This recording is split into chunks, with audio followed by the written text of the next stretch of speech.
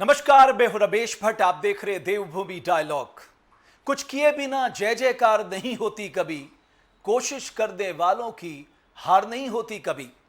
आज हम आपको मिलाने जा रहे हैं उत्तराखंड के एक ऐसे कर्मवीर से जो पिथौरागढ़ के कासनी गांव से आते हैं और जिन्होंने अपनी हिम्मत ऐसी दिखाई कि तमाम मुश्किलों ने उनके सामने घुटने टेक दिए। 75 दिन के एक्सपेडिशन के बाद उन्होंने माउंट एवरेस्ट को फतेह कर हर उत्तराखंडी को गौरवान्वित कर दिया। और आज मनीष खुद देवभूमि डायलॉग से लाइव जुड़ रहे हैं। मनीष से जानेंगे ये हौसला और ये संकल्प शक्ति कहां से आई और कैसे इन 75 दिन के प्राकृतिक झंझावतों को पार करते हुए उन्होंने माउंट एवरेस्ट फतेह किया। बहुत बहुत स्वागत है मनीष कसनियाल आपका देवभूमि डायलॉग के स्टूडियो में। मुझे बहुत प्रसन्नता हो रही है और मैं यकीन से कह सकता हूं मनीष, आज हर उत्तराखंडी युवा तुम्हें देखकर उसके अंदर एक जोश और एक हिम्मत बधी हुई है। और मनीष, शुरुआत में यहां से करना चाहूंगा। ये 75 दिन का एक्सपीडिशन था और तो मैं चाहता हूं कि जरा इस पूरे जो आपका सफरनामा था इसको आप हमें बताएं। जो इंडियन एवरेस्ट मैसिव एक्सपीडिशन था, ये इंडियन माउंटेनिंग फाउंडेशन ने ऑर्गेनाइज़ किया था, जिसमें 2019 में हमारा सिलेक्शन कैंप हुआ था। इस सिलेक्शन में लगभग 1100 से ज़्यादा लोगों ने अप्लाई किया था और जो पहले चरण में शॉर्टलिस्ट हुए थे वो 545 थे पूरे देश से। उसके बाद जब हमारी ग्राउंड ट्रेनिंग हुई तो लगभग 120 लोगों का चयन हुआ और चौथे फेज़ में 53 लोगों का चयन हुआ, जिसमें हम लोगों ने त्रिशूल पीक क्लाइंब किया था। और फाइनली 2020 में ये एक्सपीडिशन जाना था, जिसमें 12 लोगों का इंडियन एवरेस्ट मैसिव एक्सपीडिशन में चयन हुआ। और 12 लोगों में से 2 लोगों को एवरेस्ट, 2 लोगों को लोत्से, 4 लोगों को पुमोरी और 4 लोगों को नुप्से के लिए चयन किया गया था। तो मेरा इस अभियान में एवरेस्ट के लिए सिलेक्शन हुआ और जो मेरे साथ सिक्किम की मनीता प्रधान थी उनका सिलेक्शन हुआ। अच्छा, मुझे ये बताइए कि ये 75 दिन का एक्सपेडिशन हम समझना चाहते हैं कि 75 दिन के एक्सपेडिशन में होता क्या क्या है। जो ये 75 डेज़ का एक्सपीडिशन था, 27 मार्च को ministry of youth and affair Shri Kiran Rijiju ji द्वारा हरी झंडी दिखाकर हमें नेपाल को रवाना किया था। तो 27 तारीख से हमारा अभियान शुरू हो गया था और 29 तारीख को हम लोग काठमांडू पहुंचे थे, क्योंकि हम लोग बस से गए थे। तो सिनोली बॉर्डर होते हुए जब हम काठमांडू गए तो वो अपने आप में काफ़ी रोमांच से भरा हुआ था। और काठमांडू में हमारा कोविड टेस्ट हुआ, क्योंकि कोविड भी अपने मुकाम पे था उस समय। कोविड टेस्ट होने के बाद हमें जो एवरेस्ट का परमिट था उसको लेने के लिए नेपाल मिनिस्ट्री जाना था। तो हमने नेपाल मिनिस्ट्री हम लोग गए और उसके बाद जो वहाँ के जो कल्चर है, नेपाल का जो कल्चर है उसको समझने के लिए हमारा साइट विजिटिंग होता है, वो था। और 6 तारीख को हम लोग लुकला पहुँचे। 7 तारीख से हम लोग लुकला से हम लोगों ने 6 की सुबह चलना शुरू किया और लगभग हम लोग 13 तारीख के लोबोचे बेस कैंप पहुँचे और 14 तारीख को हमने लोबोचो पीक क्लाइंब किया था।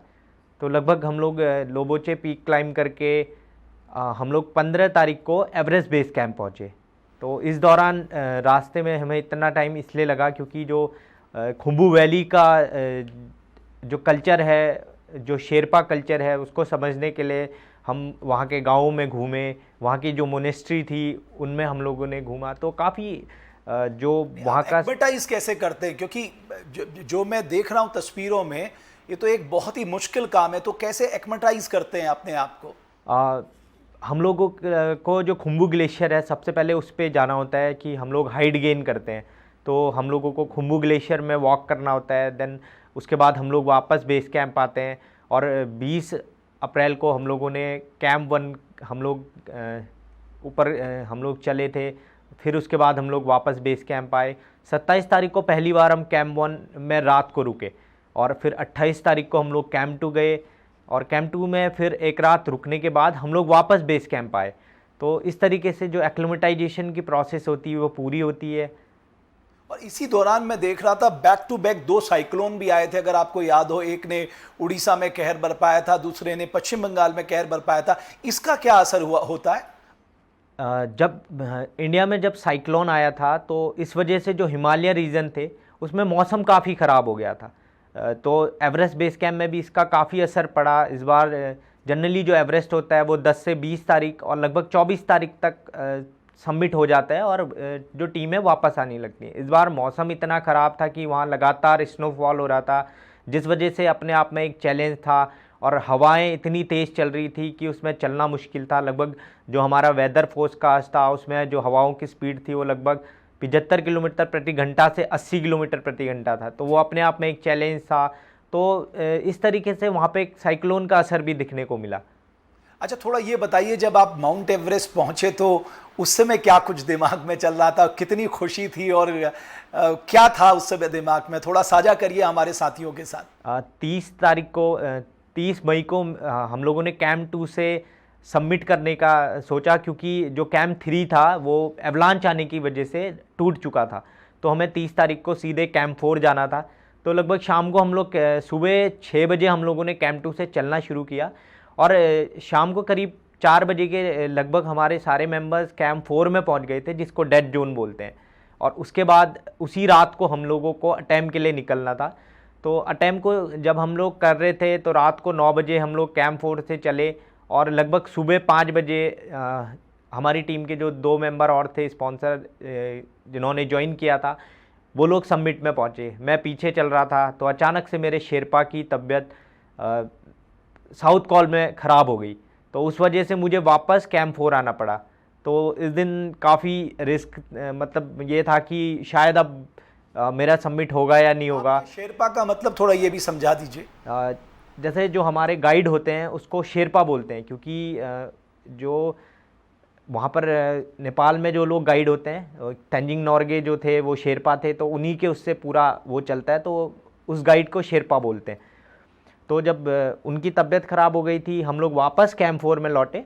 तो कैंप 4 में लौटने के बाद शाम को जो हमारे टीम मेंटोर थे ब्रिगेडियर के कुमार, मेरी उनसे बात हुई कि सर मैं अब वापस जाऊंगा या नहीं जाऊंगा। तो उन्होंने मेरे को काफ़ी फिज़िकली और मेंटली सपोर्ट दिया। हमारी वॉकी टॉकी में बात हो रही थी, तो उन्होंने मुझे काफ़ी मोटिवेट किया कि नहीं आप वेट करो, आप थोड़ा सा रेस्ट करो, मैं आपको शाम को फिर से एक मौका फिर से हम आपको देंगे। तो मुझे फिर से एक मौका मिला और काफ़ी उसके बाद मैं काफ़ी जोश में था कि नहीं मुझे एक मौका और मिला है। तो 30 तारीख की रात को फिर मैंने दोबारा कैंप 4 से चलना शुरू किया और 1 जून को मैंने सुबह 5 बजे एवरेस्ट सबमिट किया। जो मेरे साथ मनीता प्रधान थी उन्होंने मेरे साथ सबमिट किया। तो काफ़ी एक जो सपना होता है, क्योंकि मैं खुद किसी का सपना पूरा कर रहा था, जो मेरे गुरु हैं बासु पांडे, जया मैम, और इन लोगों का मैं सपना अपने साथ पूरा कर रहा था, क्योंकि इन लोगों ने मुझे ट्रेनिंग दी थी और इनका सपना था कि हमारे सिखाए हुए बच्चे एक दिन ऐसा मुकाम हासिल करें जो अपने आप में एक बड़ा हो। तो बिल्कुल मनीष, जब आप 8,848.68 मीटर की हाइट में थे, तो यानी माउंट एवरेस्ट में थे, तो मन में क्या था आपके, क्या उस समय चल रहा था, क्या आपके दिमाग में था? जब मैं सबमिट में था तो समझ में नहीं आ रहा था कि मतलब एक अलग ही खुशी थी, आंखों में आंसू भर चुके थे और अगर हम शब्दों में उनको बयां करते हैं तो वह काफ़ी मुश्किल हो जाता है, क्योंकि वहाँ पर ये होता है कि जो सपना मैंने देखा था तो वो पूरा हो रहा था और मेरे पीछे मेरे घर वालों का सपना था कि जो उसने सोचा है वो पूरा हो। तो एक अलग सी खुशी थी और एक अलग सा जोश वहाँ पे मिला कि हाँ आज मतलब ये बोल सकते हैं कि मुझे खुद पे बिलीव नहीं हो रहा था कि मैं टॉप ऑफ द वर्ल्ड में खड़ा हूँ। और मैं समझता हूँ आपकी बातों को सुनकर हर किसी का रोम रोम पुलकित हो रहा है, उत्तराखंड के लोगों का, क्योंकि हमारा हिमवार, हमारा उत्तराखंडी एक हिमवीर जो है वो माउंट एवरेस्ट फतेह करके लौटा है। लेकिन ये माउंटेनियरिंग की सोच आई कहाँ से मनीष, ये शुरुआत कैसे हुई? 2008 में मैंने पर्यटन विभाग के थ्रू पिथौरागढ़ जनपद में कोर्स किया था। उसमें एडवेंचर का कोर्स किया था, जिसमें बासु सर उस कोर्स को करवा रहे थे, वो चीफ इंस्ट्रक्टर थे। तो तब से मुझे माउंटेनियरिंग के बारे में और एडवेंचर के बारे में पता चला। जब 2013 की आपदा आई तो उस समय हम लोगों को काम करने का मौका मिला, तो रेड क्रॉस की तरफ से हम लोग काम करने के लिए धारचूला में गए। तो जब हम लोग वहाँ पहुँचे तो हमें एसडीएम सर ने बोला कि आप लोग सामान लेके तो आए हो, लेकिन यहाँ के जो लोग हैं ऊपर तवा घाट में फंसे हैं क्योंकि पुल टूट चुका है और अभी हमें कुछ ऐसे एक्सपर्ट्स की ज़रूरत है कि जो नदी के पार आर पार आने का रास्ता बना सकें, यानी कि टेम्पररी पुल बना सकें। तो हम लोगों का ये था कि उस टाइम मैं 17 साल का था, तो एक ये था कि हम लोगों ने कोर्स तो किया था और उसको प्रूफ करने का मौका था। तो हमारे टीम में 5 लोग और थे, हम सब ने आपस में तय किया कि नहीं, इस काम को हम करेंगे। तो हमने वहाँ एसडीएम सर से इक्विपमेंट की व्यवस्था कराई और उसके बाद हम लोगों ने तवा घाट में टेम्पररी रिवर क्रॉसिंग का बनाया, जिसमें लगभग हम लोगों ने इंडियन आर्मी और एसएसबी इन सब के साथ लोगों को आर पार कराया। तो तब से मुझे लगा कि एक एडवेंचर फील्ड ऐसा है जहाँ पर आने वाले टाइम में जो हमारा उत्तराखंड संवेदनशील है आपदाओं को लेके, तो यहाँ पे मुझे एक अच्छा अपॉर्चुनिटी मिल सकता है इन फ्यूचर काम करने के लिए। तो मैंने ये एडवेंचर फील्ड करना मैं जाने का सोचा। तो मैंने 2013 में Jawahar institute of mountaineering Jammu Kashmir से बेसिक कोर्स किया, उसके बाद 2014 में एडवांस कोर्स किया एचएमआई दार्जिलिंग से, फिर सर्च एंड रेस्क्यू किया निम उत्तरकाशी से, और साथ में मैंने paragliding, river rafting, snow skiing, जो भी जल, थल और वायु तीनों विधाओं में मैंने कोर्स किए। तो यहाँ से मुझे प्रेरणा मिली। सपना क्या है मनीष, आगे सपना क्या है? मुझे जो उत्तराखंड का नाम है वो सातों महाद्वीपों की जो सर्वोच्च चोटियां हैं उसको क्लाइम करके पूरा करना है, और साथ साथ में जो पिथौरागढ़ के लोग हैं जो एडवेंचर फील्ड में आना चाहते हैं, मैं उनको भी अपने साथ उस अभियान में जोड़ना चाहूँगा। क्योंकि ये होता है कि लोग सपने देखते हैं और उन सपनों को पूरा नहीं कर पाते, तो मैं एज अ मेंटर उन लोगों को इस लेवल में ले जाने की कोशिश करूँगा कि वो इस फील्ड में आके कुछ करें। और साथ ही आप रेड क्रॉस सोसाइटी से भी जुड़े? हाँ, मैं रेड क्रॉस सोसाइटी से 2013 में जुड़ा था। लगभग आज मुझे 10 साल रेड क्रॉस सोसाइटी में भी हो गए हैं।